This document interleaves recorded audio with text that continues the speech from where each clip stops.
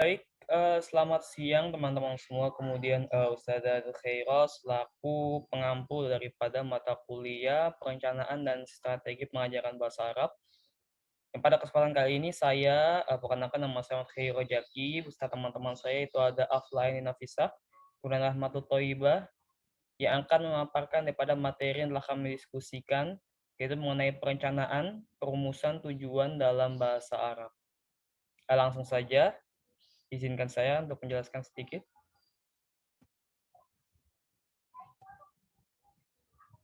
Yaitu yang pertama mengenai kompetensi inti dan kompetensi dasar, yang pasti teman-teman sudah tidak asing lagi ya mendengar kata kompetensi inti dan kompetensi dasar yang biasanya memang berada dalam cangkupan kurikulum, kemudian strategi pembelajaran, pengembangan kurikulum, dan banyak lagi seperti itu.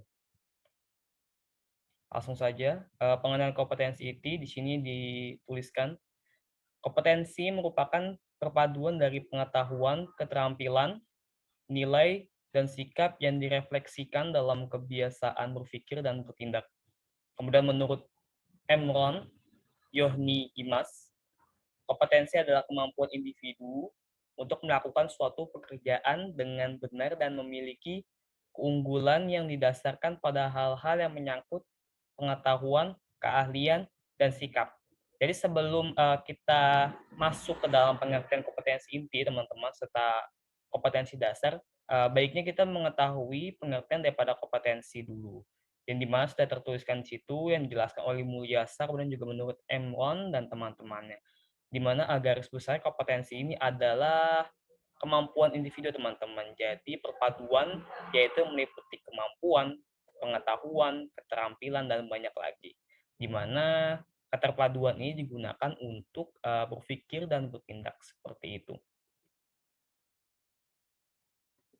Kita lanjut.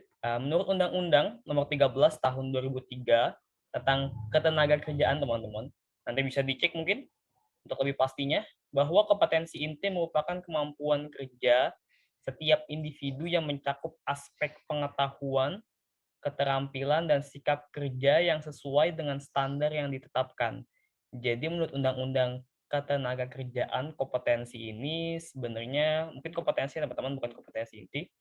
Jadi memang sebagaimana saya sebutkan, jadi perpaduan daripada pengetahuan, kemampuan, dan sini juga sikap kerja. Jadi memang kemampuan serta keterampilan yang ada ini memang ditujukan kepada dunia kerja seperti itu. Ini yang tertulis daripada Undang-Undang Ketenagakerjaan. Kita lanjut. Ah, Berdasarkan beberapa penjelasan lain, teman-teman, jadi kita simpulkan 2 poin utama mengenai pengertian kompetensi. Yaitu yang pertama adalah berupa kemampuan, yaitu perpaduan pengetahuan, keterampilan, dan sebagainya, sikap, seperti itu ya. Kemudian yang kedua ini berlaku dalam suatu pekerjaan, meliputi sikap kerja yang ditentukan. Jadi ada 2 poin, teman-teman. Jadi memang dia itu berupa tadi sudah saya sebutkan kali-kali, perpaduan yang di dalamnya meliputi kemampuan, pengetahuan, keterampilan, dan banyak lagi. Kemudian di mana perpaduan ini yang dimiliki individu tersebut digunakan atau direfleksikan di dalam sebuah pekerjaan seperti itu. Di dalam sebuah tindakan, dalam hal ini adalah kerja, yang di dalamnya juga meliputi sikap kerja. Dan tentunya ditentukan, jadi kompetensi ini ditentukan, teman-teman. Jadi sebagai contoh ketika teman-teman ini bekerja harus memiliki kompetensi ya, teman-teman mungkin pernah mendengar yang sudah ditentukan oleh pihak sananya, pihak pemberi kerja. Jadi tidak mungkin teman-teman misalkan kompetensi yang diperlukan adalah kompetensi misalkan berpikir kritis, tapi teman-teman adalah orang yang malas berpikir, jadi tidak masuk ya teman-teman, seperti itu. Makanya di sini yang kedua ini adalah berlaku dalam suatu pekerjaan meliputi sikap kerja yang ditentukan, seperti itu teman-teman. Kita lanjut.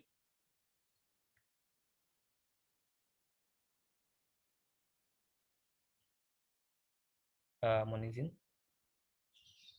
Oh, kompetensi inti. Jadi kesimpulannya, sebenarnya ini kompetensi teman-teman ya.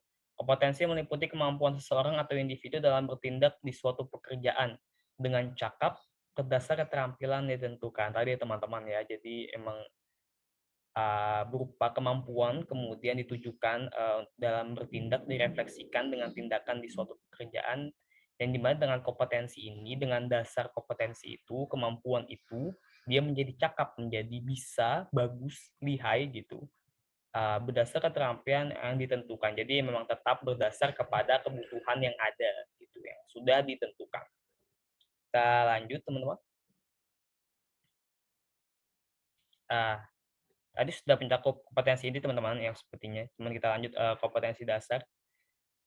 Di sini tertulis merupakan kompetensi yang mencakup kemampuan dan materi pembelajaran minimal yang harus dicapai peserta didik untuk suatu mata pelajaran pada masing-masing satuan pendidikan yang mengacu pada kompetensi IT. Permendikbud nomor 24 tahun 2016. Nanti teman-teman bisa cek langsung di Permendikbud. Kemudian yang kedua, kompetensi IT dan kompetensi dasar dibuat untuk mencapai standar kompetensi lulusan untuk SKL. Nanti mungkin teman-teman akan familiar dengan kata-kata ini ya ketika mengajar. Kemudian yang membantu peserta didik untuk bersaing di dunia kerja dan dalam lingkup yang lebih luas adalah untuk menggapai target atau tujuan pendidikan yang sudah ditetapkan. Dalam hal ini adalah tujuan pendidikan nasional. Jadi teman-teman, kompetensi dasar ini mudahnya adalah turunan daripada kompetensi inti. Jadi dari kompetensi inti nanti akan disebutkan juga ada beberapa poin yang sudah ditentukan oleh pemerintah ya teman-teman, mengenai apa saja yang berada dalam kompetensi inti yang nanti pada aplikasinya nanti ada yang disebut dengan kompetensi dasar. Jadi kompetensi dasar ini adalah bentuk implementasi daripada kompetensi inti yang biasanya berupa uh, yang lebih dasar seperti itu teman-teman. Hal yang lebih dasar. Jadi misalkan salah satu daripada kompetensi inti adalah kompetensi pengetahuan seperti itu. Nanti diimplementasikan dalam kompetensi dasar dalam bentuk uh, mata pelajaran apa yang harus dipahami oleh peserta didik, kemudian materi apa yang harus dipahami oleh peserta didik, sehingga kompetensi inti pengetahuan ini tercapai melalui kompetensi dasar. Seperti itu ya teman-teman. Tertulisnya di atasnya, kompetensi yang mencakup kemampuan dan materi pembelajaran minimal yang harus dicapai peserta didik seperti itu. Jadi batasan minimal, kemudian ujungnya adalah tercapainya kompetensi inti, di mana kompetensi ini juga berujung kepada tercapainya tujuan pendidikan nasional seperti itu. Kita lanjut. Oke, kompetensi inti dibuat berdasarkan 4 dimensi ini tadi saya sebutkan yang telah ditetapkan dan tertuang dalam Permendikbud nomor 24 tahun 2016, yaitu satu, kompetensi inti sikap spiritual teman-teman yang disebut dengan KI1. Di antara sikap utama yang harus dioptimalkan, di mana sikap ini dapat membentuk kekuatan karakter. Sebab itulah seorang guru mesti mengarahkan peserta didiknya agar menjadi individu yang dekat dengan ajaran agama. Jadi yang pertama ada kompetensi inti sikap spiritual ya teman-teman. Kita lanjut saja dulu, nanti akan dijelaskan. Yang kompetensi kedua yaitu ada kompetensi inti sikap sosial. Sikap sosial berkaitan dengan bagaimana seorang individu bersikap dengan manusia lainnya. Dapat dipahami bahwa bagaimana peserta didik bersosialisasi berpedoman kepada sikap yang satu ini. Dengan kompetensi ini, diharapkan peserta didik paham bagaimana bersosialisasi di lingkungannya dengan baik dan tepat. Seperti itu teman-teman. Jadi tadi sudah diarahkan kepada hal uh, spiritual ya teman-teman, agama. Kemudian juga ditekankan di sini adalah sikap sosial. Jadi selain muridnya peserta didik paham agama sedikit tidaknya teman-teman ya seperti itu.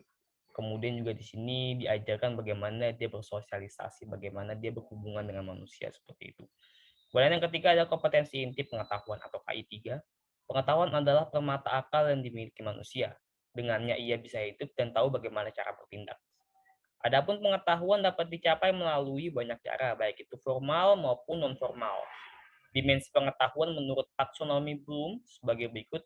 Yang pertama ada pengetahuan secara faktual, pengetahuan secara konseptual, pengetahuan prosedural, dan pengetahuan metakognitif yang mungkin tidak akan disinggung lebih banyak ya teman-teman. Mungkin nanti bisa ditanyakan saja seperti itu. Jadi ini adalah kompetensi yang ketiga tadi, pertama spiritual, kemudian sikap, dan ketiga pengetahuan seperti itu teman-teman. Jadi ketika sudah tahu bagaimana bertindak dalam agamanya, kemudian bagaimana berhubungan dengan manusia, kemudian akalnya juga dilatih gitu, pengetahuannya diisi sehingga dia tahu di mana nanti akan berujung kepada pengetahuan yang membantu mengarahkan bagaimana dia hidup menjadi seorang insan yang baik seperti itu, tahu bagaimana bertindak, paham apa yang harus ia lakukan seperti itu. Kemudian kita lanjut. Kompetensi IT yang keempat adalah kompetensi IT keterampilan. Kompetensi ini berkaitan dengan bagaimana pengetahuan diaplikasikan. Jadi sudah tadi diajarkan pengetahuan, sekarang diajarkan bagaimana mengaplikasikan teman-teman. Jadi nggak stuck daripada cuma tahu, tapi nggak tahu mau diapakan ilmunya. Karena ilmu yang baik ini adalah ilmu yang dapat diaplikasikan benar seperti itu. Bertujuan agar peserta didik memahami bagaimana sebuah pengetahuan diimplementasikan dalam kehidupan sehari-hari. Tidak hanya mahir teori, melainkan juga praktiknya, seperti teman-teman. Jadi emang 4 dasar ini, 4 kompetensi inti ini menjadi dasar daripada dibentuknya kompetensi dasar ya teman-teman, kemudian menjadi dasar daripada sebuah pembelajaran diajarkan seperti itu. Kita lanjut.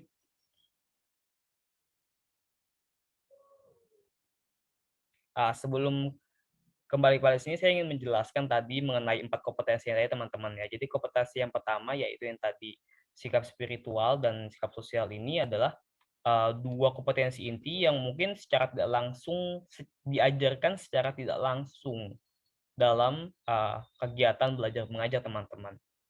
Beda dengan yang kompetensi ketiga dan empat, yaitu pengetahuan keterampilan yang memang biasanya berupa materi pembelajaran yang diajarkan langsung di kelas, tetapi sikap, kompetensi spiritual dan sikap ini diajarkan secara tidak langsung dalam arti ketika di dalam sebuah pembelajaran, contoh ketika guru menjelaskan sebuah materi, secara tidak langsung dia menyelipkan daripada poin-poin sikap spiritual dan sikap sosial seperti itu. Jadi pembelajarannya ini ada secara tidak langsung namun diajarkan juga. Jadi tidak ada materi khusus yang mengajarkan bagaimana bertindak secara spiritual mungkin teman-temannya, kemudian bagaimana cara memahami manusia, tapi secara tidak langsung diajarkan oleh guru atau pendidik, dan pendidik ini harus paham akan poin-poin tersebut. Baik, kita lanjut. Table of Content Suker menjelaskan langkah-langkah untuk menyusun kompetensi dasar adalah sebagai berikut. Sesuaikan teman-teman ya, ini ada yang salah ketik. Satu, menjabarkan kompetensi yang dimaksud, kemudian menulis rumusan kompetensi dasarnya, mengkaji kompetensi tersebut, mengidentifikasikan indikatornya dan merumuskan indikator yang relevan tanpa memikirkan urutan terlebih dahulu, mengkaji seluruh kompetensi tersebut setelah dipresentasikan, mengkaji seluruh kompetensi tersebut setelah dipresentasikan. Jadi langkah-langkahnya adalah yang pertama teman-teman menjabarkan kompetensi ya. Jadi ketika teman-teman ingin membuat kompetensi dasar, teman-teman harus tahu hal-hal apa aja yang akan teman-teman tuntut seorang pendidik, hal-hal apa saja yang diharapkan seorang pendidik pada pembelajaran nantinya itu yang akan dipahami oleh murid-murid seperti itu. Ketika contoh dalam sebuah pembelajaran materi, penyampaian materi pembelajaran, jadi teman-teman ketika mengajar, teman-teman harus tahu poin-poin apa yang dalam pembelajaran ini seharusnya dapat dipahami oleh peserta didik setelah mempelajarinya. Maka buatlah rumusannya dulu kompetensinya seperti itu. Kemudian disusun, dibuat rumusan dasarnya, nggak perlu masih acak pun nggak apa-apa. Jadi dicoba dipresentasikan dulu, dijelaskan sampai jelas teman-teman juga memahami hal itu, baru dikaji lebih lanjut. Seperti itu ya teman-teman. Ini masih ada lanjutannya, kita lanjut dulu.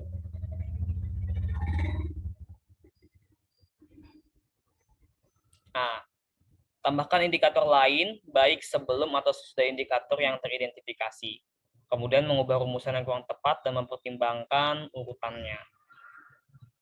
Jadi setelah tadi dirumuskan, kemudian dipresentasikan, kemudian disusun, coba dilihat lagi, bisa jadi ada indikator lain atau kompetensi yang seharusnya itu dicantumkan, tetapi lupa, seperti itu. Jadi bisa identifikasi lagi, kemudian setelah ketemu diselipkan kembali. Rumusannya kurang tepat dan mempertimbangkan urutannya. Setelah itu baru kaji lagi, sekiranya ada yang kurang tepat, nanti bisa di-erase, diganti, dihapus, kemudian dipikirkan yang baiknya seperti apa, juga sekarang mempertimbangkan bagaimana urutan kompetensi yang diharapkan. Jadi urutan ini teman-teman ya, mengarah daripada yang mudah menuju yang kompleks. Jadi jangan yang kompleks dulu baru yang kemudah. Kebalik, nanti malah pusing, stres duluan muridnya seperti itu. Jadi perlu diperhatikan. Kita lanjut.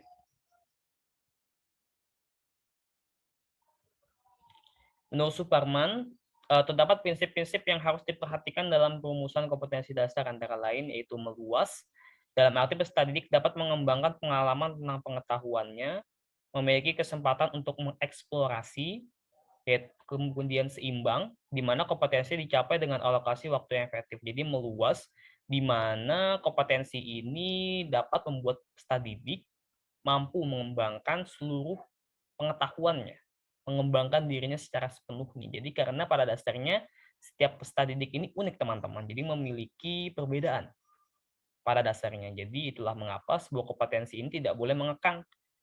Namun di situ terdapat bukan kebebasan ya, mungkin keleluasaan seperti itu, di mana peserta didik dapat mengembangkan semua kompetensi atau kemampuannya di dalam kompetensi dasar ini seperti itu.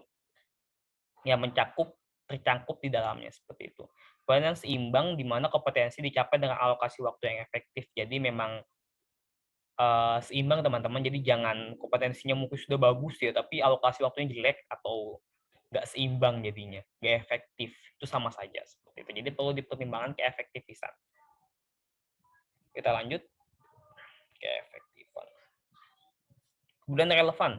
Berupa penyiapan peserta didik untuk meningkatkan mutu kehidupan. Jadi yang diajarkan atau yang dituntut pada kompetensi dasar ini itu relevan teman-teman. Jadi dapat berguna bagi yang mempelajarinya atau bagi yang nantinya peserta didik ini menguasai kompetensi tersebut. Jadi jangan sudah diajarkan seperti itu, kompetensinya tercapai, tapi tidak bisa diaplikasikan dalam artian karena lingkungannya juga tidak menerima kompetensi tersebut. Jadi sangat disayangkan teman-teman seperti itu.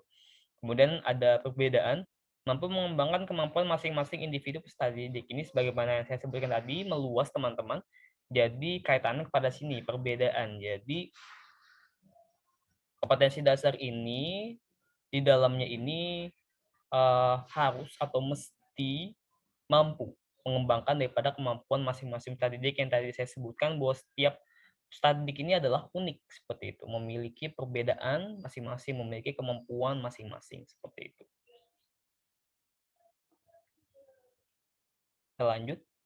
Suparman juga menjelaskan mengenai syarat perumusan kompetensi dasar yang baik, antara lain yaitu rumusan dibuat berpusat pada peserta didik, di mana mengacu kepada perubahan tingkah laku peserta didik. Kemudian yang kedua ada rumusan harus mencerminkan tingkah laku operasional, yaitu tingkah laku yang diamati dan diukur seperti itu. Kemudian rumusan harus berisikan makna dari pokok bahasan atau materi pokok yang akan diajarkan pada kegiatan belajar mengajar. Jadi ketika membuat kompetensi dasar teman-teman yang dimana berdasar pada kompetensi inti, jangan sampai ini berbeda daripada perkembangan peserta didik, karena pembuatan kompetensi ini harus sesuai atau tidak menyesuaikan, seharusnya menyesuaikan kepada perkembangan peserta didik ya teman-teman. Jadi nanti teman-teman akan belajar juga seperti itu. Kemudian juga nggak keluar daripada bahasan teman-teman, karena kompetensi dasar ini kan biasanya berisi kompetensi yang berasal daripada materi pembelajaran seperti itu kan. Jadi materi pembelajaran batasan atau hal apa yang harus setidaknya dipahami oleh peserta didik dalam sebuah materi pembelajaran seperti itu. Jadi jangan sampai keluar daripada pokok bahasannya. Kalau keluar dari situ akhirnya tidak relevan, jadi tidak sesuai dengan prinsip pembuatan kompetensi dasar seperti itu ya. Kita lanjutkan.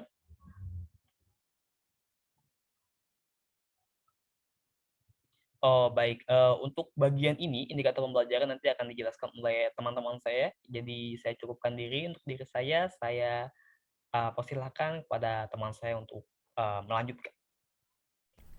Indikator pembelajaran. Indikator merupakan penanda pencapaian kompetensi dasar yang ditandai oleh perubahan perilaku yang dapat diukur, yang mencakup sikap, pengetahuan, dan keterampilan. Indikator sendiri sebagai acuan tolak ukur atau pedoman penilaian, yang secara ringkasnya adalah penjabaran kompetensi dasar secara spesifik yang dapat dijadikan tolak ukur atau acuan untuk menilai ketercapaian hasil pembelajaran. Perumusan indikator pembelajaran sangatlah penting karena apabila indikator tercapai dengan baik, maka kemungkinan besar tercapainya kompetensi dasar akan lebih besar pula. Sehingga indikator pembelajaran mempunyai banyak manfaat bagi guru dan peserta didik. Indikator pembelajaran sangat bermanfaat atau penting bagi guru karena dengan adanya indikator tersebut akan dapat mengatur kegiatan pembelajarannya, metodenya, strateginya untuk mencapai tujuan pembelajaran. Sedangkan bagi siswa, indikator pembelajaran sendiri, dengan indikator tersebut siswa dapat mengatur waktu, energi, dan pusat perhatiannya pada tujuan yang akan dicapai. Selanjutnya, hal yang perlu diperhatikan dalam merumuskan indikator. Yang pertama yaitu, setiap kompetensi dasar dikembangkan sekurang-kurangnya menjadi 3 indikator. Yang kedua, keseluruhan indikator memenuhi tuntutan kompetensi yang tertuang dalam kata kerja yang digunakan dalam standar kompetensi dan kompetensi dasar. Indikator pembelajaran dikembangkan sesuai dengan karakteristik peserta didik, mata pelajaran, dan satuan pendidikan. Adapun yang dirumuskan dalam kata kerja operasional yang dapat diobservasi atau diukur seperti mengidentifikasi, menguraikan, membuat, dan mengkategorikan. Yang ketiga, indikator harus mencapai tingkat minimal kompetensi dasar dan dapat dikembangkan melebihi kompetensi minimal sesuai dengan potensi dan kebutuhan peserta didik. Yang keempat, rumusan indikator sekurang-kurangnya mencakup 2 aspek, yaitu tingkat kompetensi dan materi pembelajaran. Yang kelima, indikator harus dapat mengakomodir karakteristik mata pelajaran, sehingga menggunakan kata kerja operasional yang sesuai, seperti menguraikan tadi, membuatkan, dan mengkategorikan. Yang keenam yaitu rumusan indikator dikembangkan menjadi beberapa indikator penilaian yang mencakup ranah kognitif, afektif, dan psikomotorik. Nah, sering kita temui dalam perumusan rencana pelaksanaan pembelajaran atau RPP mencakup indikator dan tujuan pembelajaran. Pada dasarnya, tujuan pembelajaran dan indikator kompetisi adalah hal yang sama, dua hal yang sama. Dua hal tersebut berfungsi sebagai dasar atau pedoman untuk melihat hasil atau ketercapaian pembelajaran yang diharapkan berlaku untuk seluruh peserta didik. Namun, yang menjadi perbedaan antara indikator dan tujuan pembelajaran yang sengaja akan dilaksanakan oleh pendidik pada tujuan pembelajaran. Proses pembelajaran tersebut berlaku untuk semua peserta didik secara klasikal karena tujuan pembelajaran mencakup proses dan hasil belajar. Maka, sesungguhnya itu tujuan pembelajaran lebih luas dibandingkan indikator kompetensi.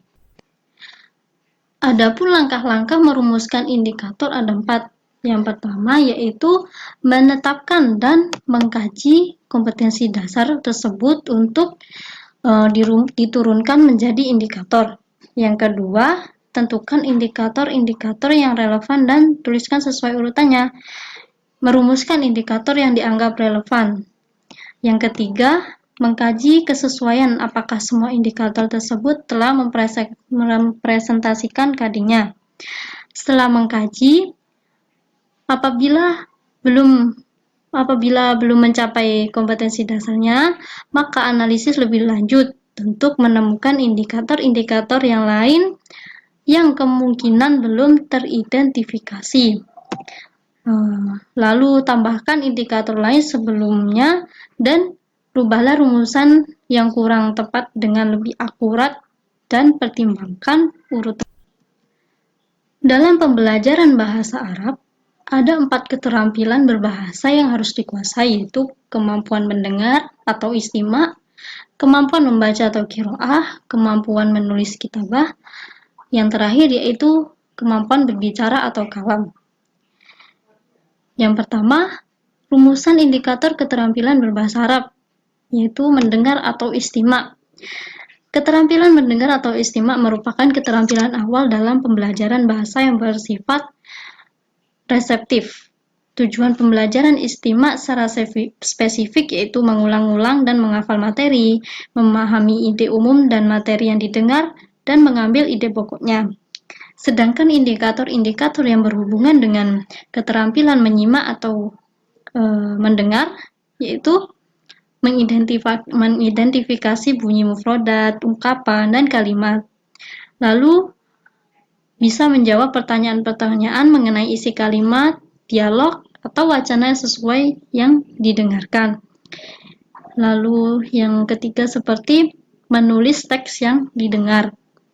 Kedua, kemampuan yang harus dikuasai yaitu membaca atau qiraah. Untuk dapat melatih dan melakukan kegiatan qiraah diperlukan beberapa kemampuan, yakni dapat membedakan huruf dan mengetahui hubungan antara huruf dan bunyi yang diwakilinya. Sedangkan indikator-indikator yang berhubungan dengan keterampilan membaca atau qiraah yaitu dapat melafalkan atau membaca teks qiraah sesuai dengan makhraj serta intonasi yang baik dan benar. Yang kedua, menjawab beberapa pertanyaan tentang kandungan teks qiraah, dalam artian memahami teks qiraah. Terus dapat membedakan ide pokok dan membuat kesimpulan ide pokok tersebut. Yang ketiga yaitu kemampuan menulis atau kitabah, yaitu tujuan pengajaran kitabah ialah agar peserta didik atau siswa mampu menulis huruf Arab, mengetahui tanda baca dengan cepat, mampu mengungkapkan pemikiran dengan memperhatikan aturan atau kaidah-kaidah bahasa, tanda baca, dan diksi kata mufradat secara tepat.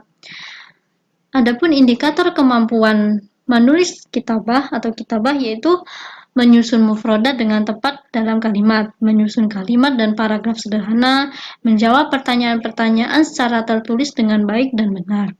Yang terakhir yaitu keterampilan berbicara atau kalam, merupakan keterampilan berbahasa yang sifatnya menghasilkan atau menyampaikan informasi kepada orang lain dalam bentuk bunyi bahasa tuturan.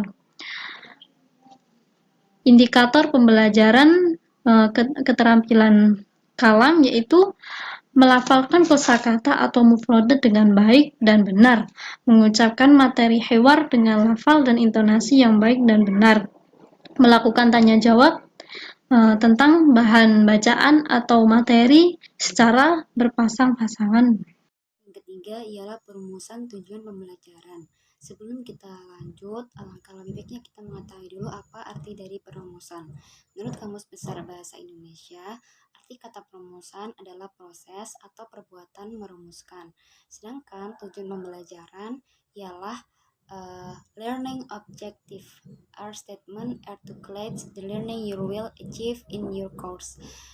Jadi, tujuan pembelajaran ialah pernyataan-pernyataan yang menyatakan hasil belajar yang akan dicapai oleh mahasiswa pada mata kuliah. Menurut Crankton, bahwa tujuan pembelajaran ialah pernyataan-pernyataan tentang pengetahuan dan kemampuan yang diharapkan dari peserta setelah selesai pembelajaran. Jadi dapat disimpulkan bahwa perumusan tujuan pembelajaran adalah suatu proses atau arah dalam pembelajaran yang dirumuskan secara jelas dan operasional guna mencapai hasil akhir yang menjadi tolak ukur dalam pembelajaran.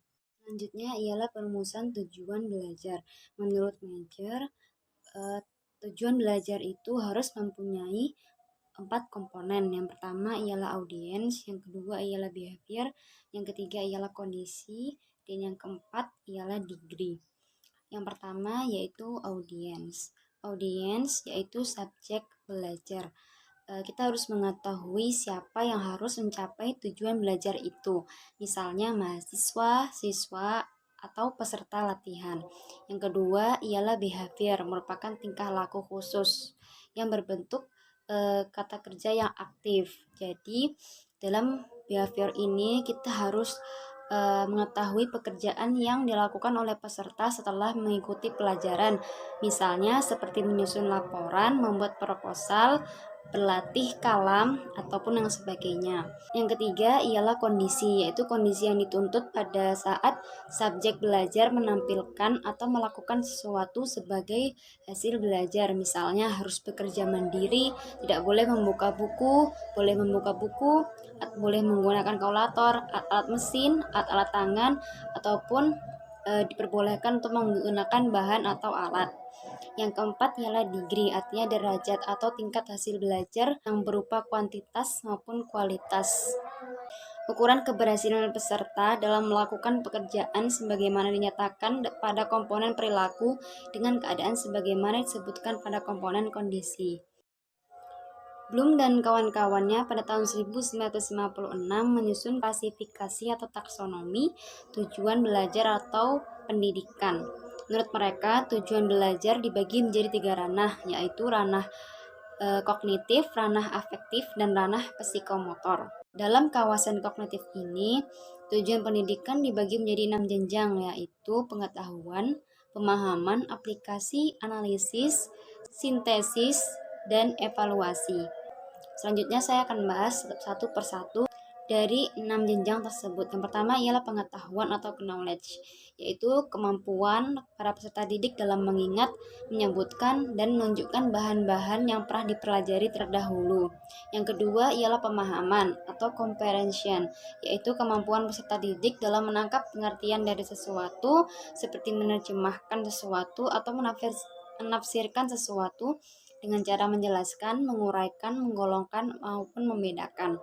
Yang ketiga ialah penerapan atau aplikasi, yaitu kemampuan peserta didik untuk menggunakan bahan-bahan yang telah dipelajari dalam situasi yang baru dan konkret atau nyata seperti menghitung ataupun mengumpulkan.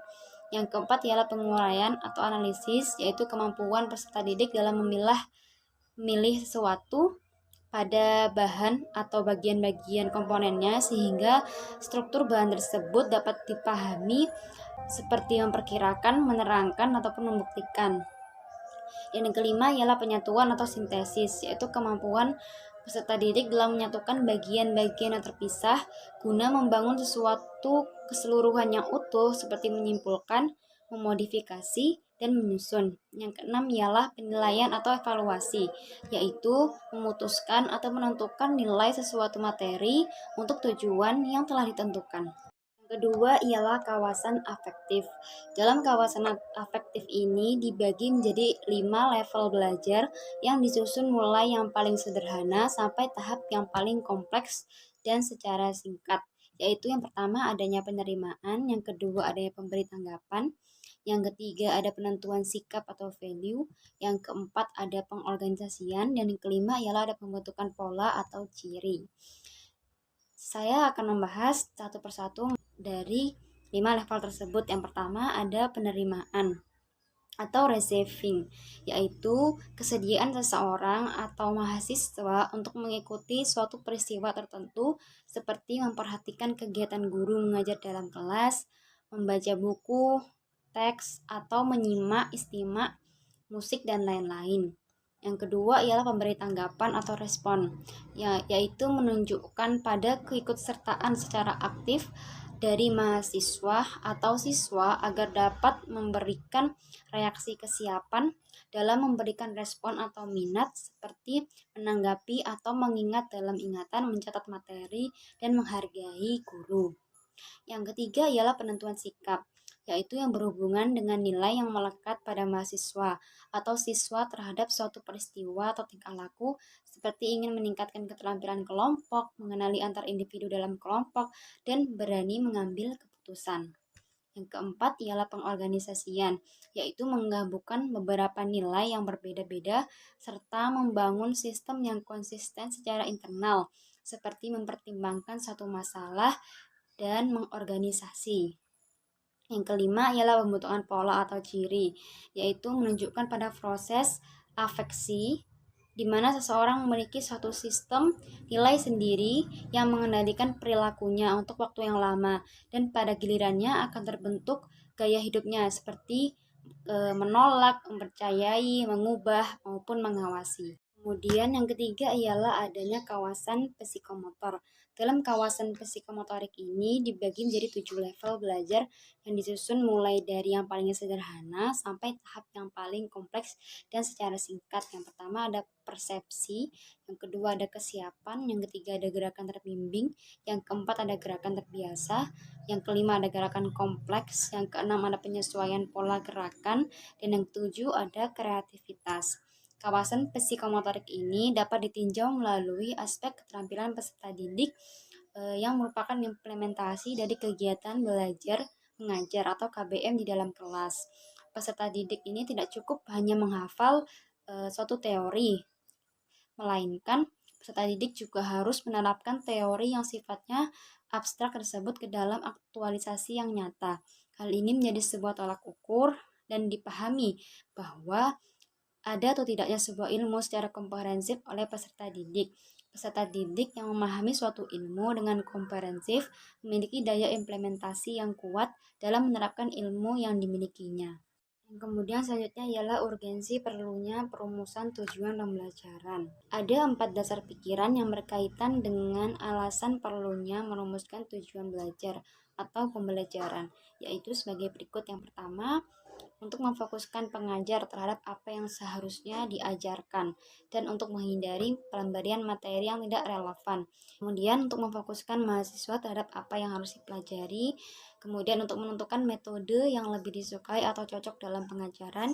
Terakhir adalah untuk memfokuskan bahan ujian dan membantu untuk pemilihan tes atau item tes yang terbaik yang akan menggambarkan tujuan dari pelaksanaan pembelajaran.